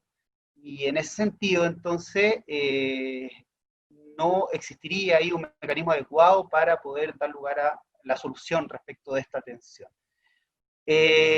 La ley también consagra otro tipo de derecho, como el derecho a la honra, a la propia imagen, derecho a la educación y a la salud, que de alguna manera podrían contraponerse ya con la discusión respecto a el núcleo duro de estos derechos que establece tanto la Constitución como la jurisprudencia en particular. Principalmente me preocupa lo que tiene que ver con la regulación del artículo 24 en el derecho a la salud, porque señala que todo niño es titular de estos derechos, y en particular hace mención expresa a que los niños tienen aquellos derechos consagrados en la ley 20.584, que como sabemos es aquella ley que regula en Chile los derechos de las personas en su atención en la salud. Y esta ley en particular sabemos que tiene ciertos aspectos que son muy delicados en temas principalmente de consentimiento informado, y también en temas de que aquellos sujetos de derechos puedan acceder a ciertas prestaciones médicas que puedan afectar a su intimidad. Y aquí está el problema, en definitiva, de que los niños deben ser efectivamente debidamente informados y pueden ejercer estos derechos sin ningún tipo de regulación, dejando de lado también lo que tiene que ver con la autoridad paterna en la toma de decisiones.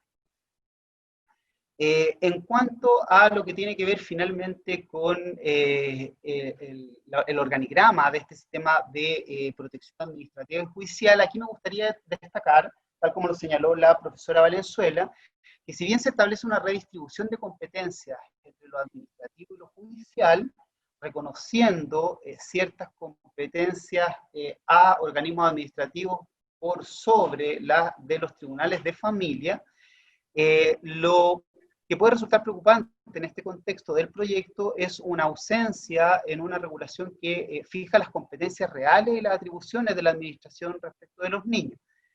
Y en ese sentido, me gustaría destacar la opinión que tiene la Corte Suprema respecto del proyecto, que en su informe del año 2016, efectivamente, si bien lo informa favorablemente, detecta este problema de que no se establece en forma clara cuáles serían aquellas competencias que se le otorgan a los organismos administrativos versus la que tendrían los tribunales de justicia. Principalmente en lo que tiene que ver con aquellos casos en que exista una vulneración o una amenaza respecto de ciertos derechos y que efectivamente requieren una decisión jurisdiccional, sobre todo cuando, por ejemplo, la decisión de la administración sea contraria a la opinión de los padres. Y en ese contexto se produciría este problema.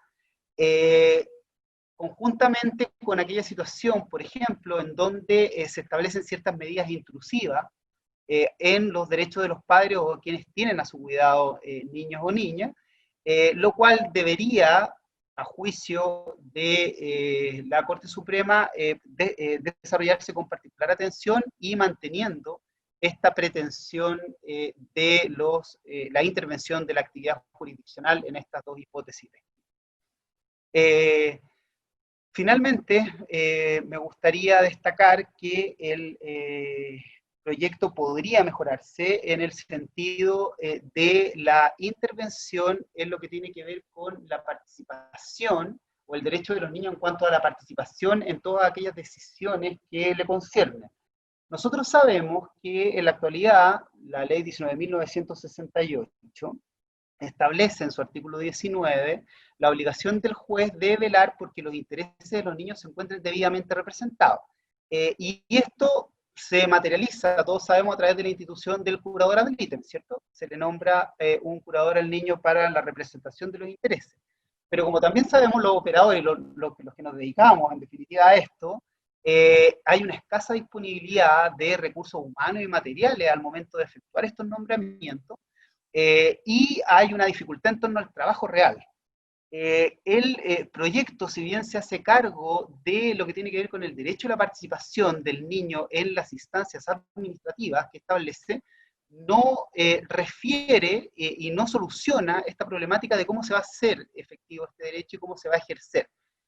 Y podría generar el riesgo de que ocurriera lo mismo que está pasando ahora cotidianamente en los tribunales de familia, en donde prácticamente este derecho de una participación y la designación de curadores ad litem resulta problemática para el ejercicio, finalmente, lo que tiene que ver con la protección de los intereses.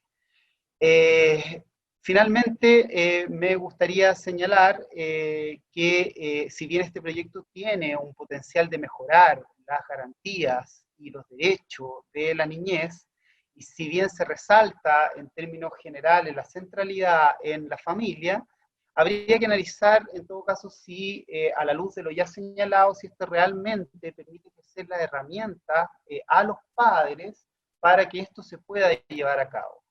Si bien es comprensible que el proyecto pretenda alejarse de esta visión paternalista y tutelar que existe a partir de la ley 6.618, que es la que nos rige en la actualidad, se puede generar el riesgo de que, en definitiva, este péndulo puede irse al otro extremo, ¿no es cierto?, creando desconfianza y tensión en lo que tiene que ver con estas ideas de la autoridad paterna. En segundo lugar, también se podría generar una problemática en lo que tiene que ver con la implementación de toda esta orgánica nueva, principalmente en cuanto a la capitalización y a la inyección de presupuesto respecto a los organismos relacionados. A quienes nos dedicamos al derecho de familia sabemos que, y tuvimos la experiencia de la dictación de, yo le digo la primera ley 19.968, porque hoy en día esta ley ha sido modificada, pero la primera puesta en marcha, sabemos, de esta ley en un principio generó bastante problemas en lo que tiene que ver con todo lo relativo tanto al procedimiento como a la intervención de los organismos que estaban relacionados, precisamente porque se aceleró, a mi juicio, en lo que tenía que ver con su implementación y no se discutieron ciertos aspectos fundamentales de su orgánica. Es de esperar que con este proyecto no ocurra lo mismo y exista un periodo de discusión no solamente desde el punto de vista de su contenido sustantivo, sino que también desde el punto de vista de la creación de toda esta orgánica que permita este cambio de paradigma de una manera adecuada. Muchas gracias. Muchas gracias. Muy bien, mis estimados, la verdad es que vamos a hacer poquitas preguntas porque entiendo que nos hemos explayado bastante, pero de una forma muy entretenida y muy educadora a propósito de esta discusión que se ha presentado en Chile. Yo voy a señalar algunas preguntas que me gustaría que ustedes las respondieran desde su derecho, es decir, del derecho argentino, del derecho español y, por cierto, de lo que se está discutiendo en la realidad chilena.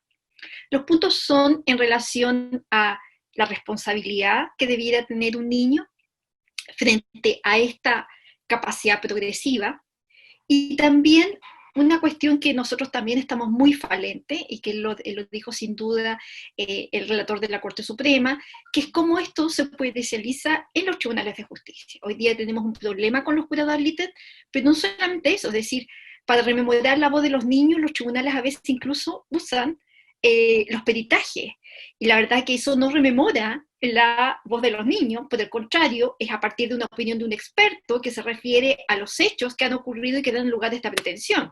Es más, tampoco sabemos lo que pasa en la audiencia privada que tiene el magistrado con el niño. En la sala, la cual toma contacto directamente con él, no sabemos si previamente determinó si tenía juicio crítico para referirse a las cuestiones que le interesan y le afectan, ni tampoco sabemos después en la sentencia, para que esa sentencia tenga legitimidad, si efectivamente esa opinión fue considerada, no fue considerada, y previo a esto si se hizo o no ese estudio para determinar que tenía juicio crítico. Y después, respecto de la responsabilidad, antes de entrar directamente a la pregunta, citar las situaciones que han sido bastante problemáticas para nuestro país. Por ejemplo, tomas en colegios, como decía el relator, pero tomas en colegios que incluso han afectado a los propios niños y al resto de la comunidad escolar, es decir, alumnos que en virtud de este derecho a manifestar su opinión, el derecho a reunión, a participar en la vida social, terminan, por ejemplo, vestidos de alguna forma, amenazando a sus profesores de que van a ser quemados, ¿me entiende? O bien que durante un largo tiempo son tomados y eso genera una serie de recursos de protección. ¿Cuál es el límite? Nosotros como abogados lo sabemos, pero bien, si nosotros entendemos eso, ¿está correcto, digamos, que unos niños se tomen un colegio durante 7, 8 meses, no dejando que el resto pueda estudiar? Bueno, o bien pasemos a otro caso, por ejemplo, de que un padre ya hace un tiempo, el año 2018, fue condenado a pagar una indemnización de 3 a 4 millones de pesos aproximadamente, en la cual el hijo menor de 15 años subió fotos de su polola a internet y finalmente quien terminó pagando y fue condenado fue su padre. En ese contexto, entonces, dos preguntas. Si nosotros tenemos un problema para llevar este catálogo de derechos que parece que va a ser bastante amplio, para hacerlo efectivo en los tribunales de justicia, del punto de vista no porque la norma no lo haga, porque lo expresa, y también por el que el juez no vaya a tomar su decisión, sino todo lo que acompaña además al juez. Y también desde el punto de vista de la responsabilidad, porque nosotros incluso pusimos en un momento que por qué no también al mismo tiempo que se ponían derechos, pudiéramos poner deberes, porque hay legislaciones que sí contemplan también deberes. Entonces, 3 preguntas. Desde el punto de vista de las legislaciones argentina, española, y por cierto las sugerencias que nos puede hacer el relator, dado que él está en el día a día de la Corte Suprema, ¿cómo podemos compatibilizar, cómo podemos equilibrar esta idea que reconocemos y que es importante, la capacidad progresiva de los niños para tomar decisiones, y esta ley que hoy día nos enfrenta a un montón de derechos que la verdad a veces parecen derechos absolutos y que puedo ejercer sin ningún límite? Y una segunda cuestión, que no lo dije anteriormente, pero que está en una pregunta del público: ¿cómo lo han hecho sus legislaciones frente a niños, por ejemplo, que tienen capacidades especiales? ¿Hacen alguna mención? ¿Cómo tiene el lugar aquello en el caso de estos niños cuando ellos quieren ejercer también estos derechos, en virtud, por cierto, de la Convención de los Derechos del Niño, pero también de lo que regulan las legislaciones propias? Les planteo esas 2 preguntas, por favor contesten cada uno, el orden ustedes lo señalan, y lo siento, de ahí vamos a tener que prácticamente retirarnos. Nos gustaría hablar con ustedes todo el día, pero sé que tienen otra actividad y desde ya yo les agradezco muchísimo. Por favor, los escucho. Y bueno, y el resto también. Profesora Basset, para que empecemos con usted, para que... Para mantener el orden. No entendí bien la primera pregunta, por eso estaba un poco a la expectativa.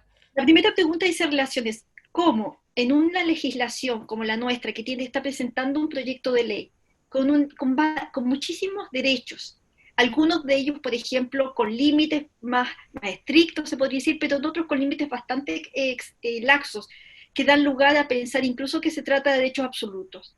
¿Cómo usted sugeriría, cuando yo sé que usted ha dicho que no hay soluciones perfectas, que se trata de la que resulte mejor, cómo podríamos nosotros equilibrar entonces el reconocimiento de esta capacidad, pero también considerando que esta tiene que adecuarse a la evolución del niño, a la edad, a la madurez?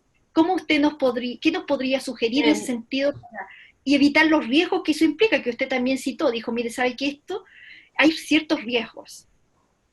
Sí, yo honestamente viendo el panorama completo de las exposiciones que obviamente me resultaron muy interesantes y retomando un poco lo que habíamos discutido, lo primero que quiero señalar es el cariz cultural de cada sistema jurídico en la implementación, ¿no? Es decir, hay sistemas jurídicos en los cuales hay recursos, sistemas jurídicos en los cuales no los hay, esos recursos son personales y patrimoniales, es decir, digamos, de fondos públicos. Para aplicar un sistema de determinación caso por caso, como sería la autonomía progresiva, estaríamos frente a un sistema de altísimos recursos jurídicos para que funcionara de manera eficiente. Es decir, nosotros necesitaríamos personas que estén capacitadas para determinar en los casos en los cuales las decisiones son de relieve, si el niño tiene las competencias, o el adolescente tiene las competencias necesarias como para tomar la decisión de la que se trate. Es decir, es caro. El sistema más barato de todos es el de las categorías fijas sin presunción, es decir, no sé si ese es el que le gusta al doctor Martínez de Aguirre, que la verdad es un sistema con el que vivimos bien durante mucho tiempo y la mayoría de los casos se resuelven suficientemente bien sin demasiado problema. Tal vez eso es un sistema muy económico y muy fácil siempre y cuando las categorías fijas estén fijadas de una manera, estén puestas de una manera razonable.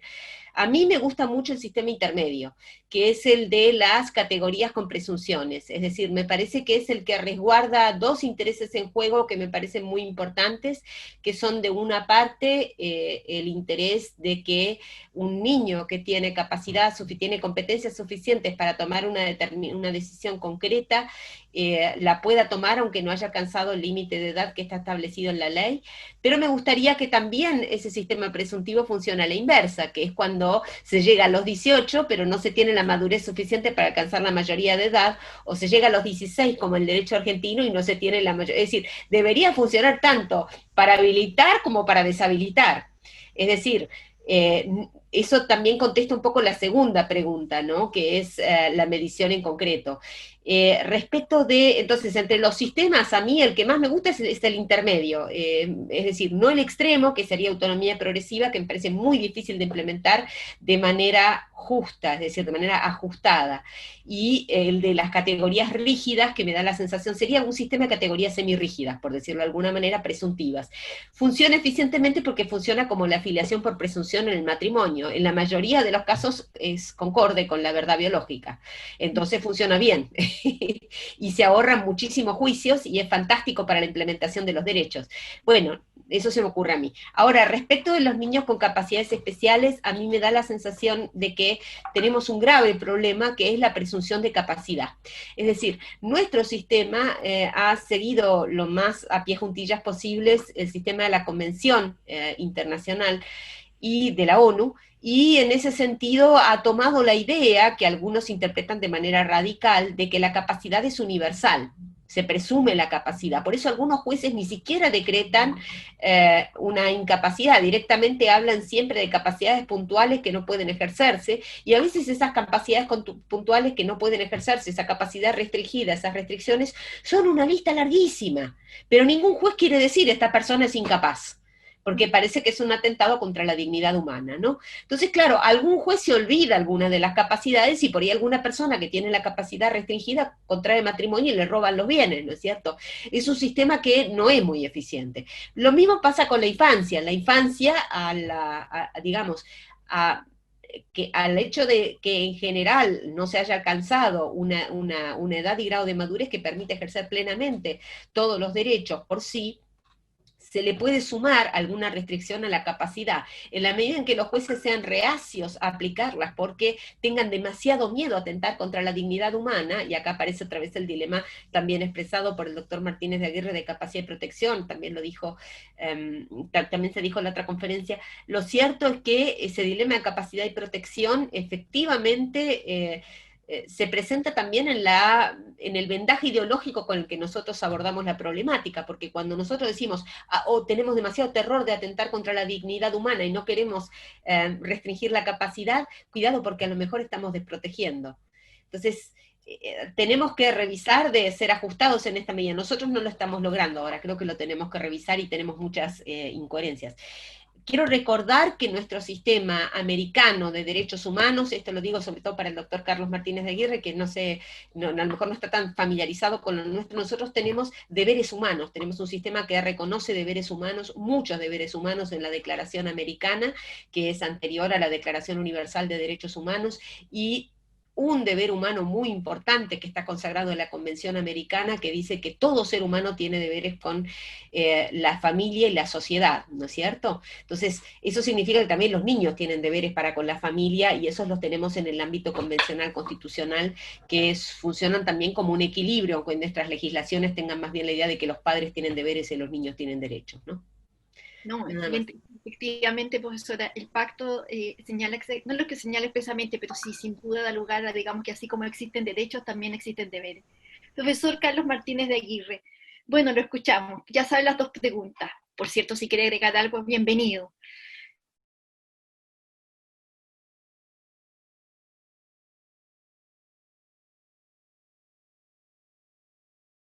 Profesor, no se escucha, está en silencio. Perdón, que estaba yo aquí la mar de silenciado. Sí, perdón. No se preocupe, estas cosas pasan. Te voy a intentar ser breve y probablemente no lo conseguiré. Vamos a ver. Yo creo que el legislador debe intentar cubrir todos los flancos posibles, ¿no? Me van a permitir que ponga un ejemplo que parece que no tiene que ver con esto, pero que a mí en su momento me dio mucha luz, ¿no? Hablamos de un tema que no tiene nada que ver con que es la gestión de negocios ajenos sin mandato, y a mí una vez un colega especialmente brillante me hizo ver que se puede ver la gestión de negocios ajenos sin mandato, que procede ya del derecho romano, desde dos puntos de vista. El que ve al gestor como un simpático benefactor y el que ve al gestor como un maldito entrometido. Y es verdad, los hay de los dos. Los hay que son simpáticos benefactores, los hay que son malditos entrometidos. Una legislación que se fije solo en el gestor como maldito entrometido va a dejar fuera muchos casos. Si se fija solo en el simpático benefactor, va a dejar fuera muchos casos. Hay que intentar cubrir, el legislador tiene que intentar cubrir todas las posibilidades. ¿Cómo se aplica esto a lo nuestro? Bueno, porque efectivamente no es fácil, no hay bálsamo de fierabrás, no hay piedra filosofal que nos vaya a dar una solución. Pero el legislador tiene que tener en cuenta que efectivamente hay casos en los cuales las familias funcionan, son funcionales, y casos en los que las familias son disfuncionales y casos en los que las familias son patológicas. Y debe intentar cubrir todas las posibilidades. Entonces no podemos pensar siempre que todos los padres siempre ayudan benévolamente a sus hijos, ni que todos los padres son unos abusadores que abusan de sus hijos. Pero hay que contemplar las dos situaciones. Y a mí me parece que lo que es importante para el legislador en esta materia es tener claro, efectivamente, esa idea básica de que tenemos que conducir al niño hasta la mayoría de edad y que, mientras tanto, va a necesitar una cierta protección que es cambiante. Es decir, no estamos ni intentando afirmar la autonomía del niño frente a los padres, ni afirmando que los padres van a tomar todas las decisiones hasta que el niño cumpla los 18 años, porque entonces ese niño, cuando cumpla los 18 años, no va a estar preparado para tomar decisiones. Esto sería algo así como decir, te vamos a enseñar a saltar en paracaídas, toma el paracaídas, este es el avión, empujón, haz lo que puedas, ¿no? Claro, no, se trata de enseñarle antes a saltar y a que tome las precauciones que deba tomar, etc. En cuanto al tema de los sistemas, a mí efectivamente me convence mucho el sistema de la edad, el sistema más rígido, que lo tenemos todos, lo tenemos a los 18 años y funciona razonablemente bien. Yo creo que al derecho no se le puede pedir mucho más que funcione razonablemente bien. Otra cosa distinta es que luego esos mecanismos tienen que estar flexibilizados de alguna manera. A la profesora Basset va por la vía de la presunción, que efectivamente es una forma de flexibilizar, pero también puede ser a través de la inclusión de otras edades especiales o de en algunos casos en los cuales lo que se tiene en cuenta es el juicio. Es decir, yo no estoy cerrado a que flexibilicemos el sistema, pero me parece que como punto de partida una edad fija, o varias edades, pero edades fijas hasta los 12 años, 14 años, 16 años, 18 años, ayudan mucho a resolver. Y en cuanto a el tema de los niños que tienen alguna discapacidad, los problemas fundamentales son los niños que tienen alguna discapacidad psíquica, entiendo yo, porque los que tienen discapacidad física o sensorial no plantean especiales problemas, ni deberían plantear especiales problemas en este campo. En esta materia, España está empezando a reformar ahora, por tercera vez consecutiva, no lo hemos logrado hasta ahora, nuestra legislación. El caso está contemplado por la Convención de Derechos de las Personas con Discapacidad, que en su artículo 7 hace especial mención a los derechos de los niños, pero en todo caso sí me parece interesante decir dos ideas. La primera, que el sistema debe basarse en el famoso traje a medida de la persona con discapacidad. Es decir, elaborar un traje, que el juez elabore un traje y que diga esto es lo que puede hacer, esto es lo que no puede hacer. En este caso concreto, teniendo en cuenta sus capacidades, sus facultades, sus posibilidades. Y la segunda idea es que eso debe ser posible hacerlo también en relación con los niños. Es decir, que no podemos pensar que por el simple hecho de que ese niño sea menor de edad ya está suficientemente protegido. No, puede haber algunos que necesiten, precisamente cuando se establecen esas ampliaciones progresivas de capacidad, que necesiten una adaptación especial y eso creo que debe estar previsto por la legislación. De momento, de momento ya está y ya no digo más porque me parece que ya... Muchas gracias. Muchas gracias, profesor. Danilo, bueno, nosotros tenemos en 1447, que es un problema porque nosotros somos capaces o somos incapaces. No hay puntos medios. Así que sin duda que este es un llamado de atención para nuestra legislación. Así que te escuchamos en las dos preguntas que acabo de formular. Sí, muy cortito y también me gustaría responder también al final una pregunta muy cortita que surgió en el chat que la acabo de leer para mí. Primero yo en realidad no me voy a explayar mucho porque las primeras dos preguntas porque creo que los profesores ya lo han planteado de una manera bastante correcta. Lo que sí me gustaría destacar lo que planteaste tú, Jan, en un principio. Yo creo que hoy en día también hay una suerte de tabú con esto de hablar de los deberes, yo creo, en Chile, sobre todo en nuestro país y últimamente, en el último tiempo. Y a mí no me asusta esto del establecimiento de hablar de deberes y señalar efectivamente que como sugerencia uno podría plantear como un equilibrio el establecimiento de ciertos deberes básicos respecto de la sociedad y en particular también respecto a la regulación de los niños. Por lo tanto, estoy completamente de acuerdo en que una alternativa podría ser también la regulación y hablar en serio de deberes. En segundo lugar, efectivamente creo que va a ser un desafío para los operadores, principalmente para los jueces, lo que tiene que ver con la determinación de estos criterios orientadores. Y en particular lo que tiene que ver con algunos temas que tú planteabas, por ejemplo, en la regulación de este derecho a ser oído. Me quedó mucho dando vuelta el tema de los peritajes y de la audiencia privada. No tengo el tiempo, pero sería muy interesante hablar en alguna oportunidad de eso, sobre todo dada la experiencia de nuestra jurisprudencia de la Corte Suprema en relación precisamente al derecho a ser oído y en cuanto a las manifestaciones en sede extrajudicial, principalmente en relación, como tú hablas, de los peritajes y todo, que ahí hay una problemática. Y finalmente, respecto a la pregunta que acabo de leer en el chat, no pido disculpas, no me acuerdo el nombre, pero me preguntaba por qué yo estimaba que existía una problemática del no resguardo en general del derecho de los padres en el proyecto de ley, y es básicamente porque yo creo que el proyecto tiene el defecto de establecer en el mensaje como principio orientador la protección de la familia y la responsabilidad de los padres. Creo que esto no lo regula de una manera concreta cuando se especifican los derechos propiamente tal del niño, generando ahí una tensión. Y en segundo lugar, porque cuando se plantea la orgánica administrativa, no resuelve el problema que se podría presentar respecto de la toma de una decisión respecto a un niño en el contexto de que los padres no estén de acuerdo con esa decisión. Entonces ahí habría que regular esa problemática. La solución, si bien podría ser la judicialización, caeríamos en el problema que planteaba el profesor Martínez de Aguirre en el contexto de que esta no podría no ser tan oportuna.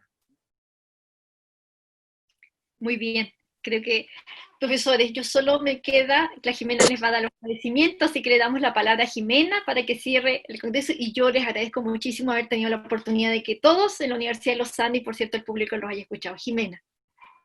Bueno, muchísimas gracias a nuestros tres brillantes exponentes. Les agradecemos también la asistencia a este seminario. La verdad que el tema es interesantísimo y todavía hay muchas aristas de las cuales esperamos que en un futuro ponerlos de nuevo en el tapete para la discusión. Muchas gracias, Úrsula. Muchas gracias, profesor Martínez de Aguirre. Muchas gracias, relator Danilo. La verdad que se pasaron, así que estamos muy agradecidos. También a Yasna, por supuesto que sí, nuestra brillante moderadora y profesora de nuestro instituto. Los esperamos para la próxima. 1.000.000 de gracias.